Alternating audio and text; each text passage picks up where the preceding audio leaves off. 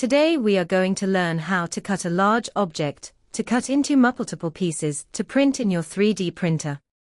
Open Luban 3D software, link is provided in the description. Click on File, Open and import your model in software. As you can see, the model is large and cannot fit into print bed. Click on Mesh and choose Cut. Choose Yes and your unit likely mm.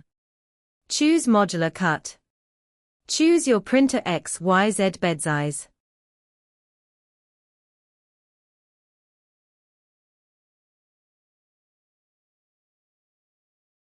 Choose Connecting Method Double and select Cut.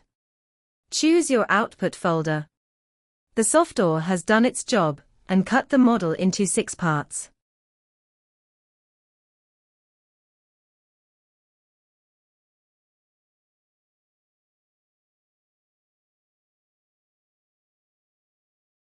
There are 6 parts in different files, and a dovell to connect them.